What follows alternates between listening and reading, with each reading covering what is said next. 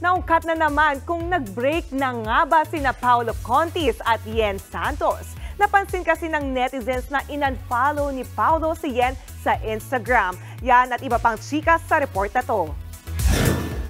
May napansin ang mga marites online tungkol kina Paolo Contis at Yen Santos. Sa Instagram ng aktor, makikitang 0 o wala na siyang fina-follow. Ibig sabihin, in-unfollow na rin niya si Yen. Bago yan, si Yen lang ang nasa following list ni Paolo. Kapansin-pansin din na naka-private na ang profile ng aktor.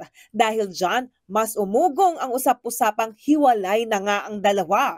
Last month lang nang umingay ang breakup rumors ng dalawa nang i-unfollow ni Yen si Paolo. Hanggang ngayon, wala pa rin kumpirmasyon si Paolo sa real score sa kanila ni Yen. January 2023 lang nang aminin ni Paolo ang relasyon nila ni Yen. Ang gusto raw ni Dominic ay Christian wedding. Kino-convince ni Dominic itong si Bea na mag-convert sa Christian. Ito ang bagong chika ng showbiz vlogger na si OG Diaz.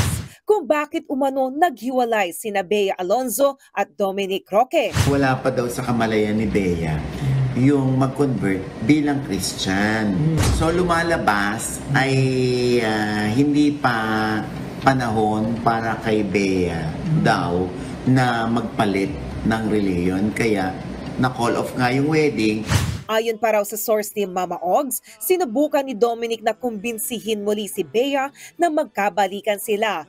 Pero ang aktres na raw ang nag-decide na wag nang ituloy ang kasal. Bea, Dominic, totoo ba ito? Kasi mas magandang sa kanila na lang natin marinig, hindi ba? Yung katotohanan tungkol dito. Una nang sinabi ni Bea na hindi siya ang nakipag-break sa kanila ni Dominic. Ichinika ito ni OG Diaz matapos niyang maghain ng counter affidavit sa reklamong cyber libel na isinampa ni Bea. Mga kapatid, Jania Lipon po, laging maging updated sa latest sa entertainment and lifestyle para maging una sa balitaan. Bisitahin at mag-subscribe na sa social media pages ng News 5.